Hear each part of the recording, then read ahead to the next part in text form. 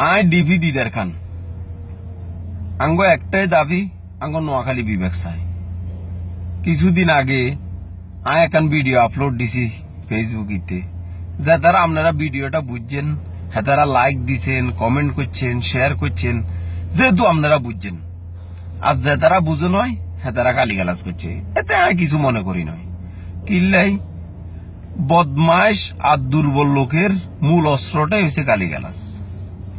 একে দিয়ে আঙ্গ এক বড় ভাই হেতে দাবি করে হেতে নাকি নোয়াখালী এরে আরবি জানলে শেখো না, আর হিন্দি জানলে ইন্ডিয়ানও না, টুকটাক নোয়াখালীর দুই একটা শব্দ জানি তুই নোয়াখালী হয়ে যাস না। আর তুন মনে হয় তুই বর্ডারে তুন যাই যৌতুক লই কুমিল্লাতে বিয়ে করছ, নইলে কোন সুস্থ নোয়াখালী মানুষ জান যাইব একটা ওয়ার্ড খারাপ কথা কইতো না নোয়াখালীর বিরুদ্ধে। আর তুই যে হিসেবে কস গান্ধীজি ছাগল আমরা খাইছি যে কদিন হয়েছে, আর তোর মনে হয় তোরা ছাগল খাইছ, কিনলে তোরা দেখলে বোঝা যায় তুই রঘু ডাকাতের বংশধর।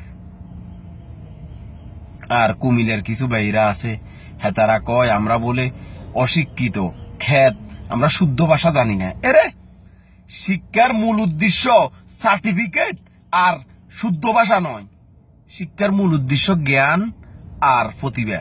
যেটা বাংলাদেশের মোস্তাফিজের চোখে আঙ্গুল দিয়ে বুঝাই দিছে যে জ্ঞান আর প্রতিভা থাকলে কোনান্তর কোনায় যেতে পারে। আর আমরা খ্যাত, আমরা শুদ্ধ ভাষা জানি না। এই অবস্থায় আমরা যদি স্পিকার হইতে পারি, সেনাবাহিনীর প্রধান হইতে পারি, ঢাকা শহরের মেয়র হইতে পারি, তাইলে বুঝ আমরা কি ন করতে পারি।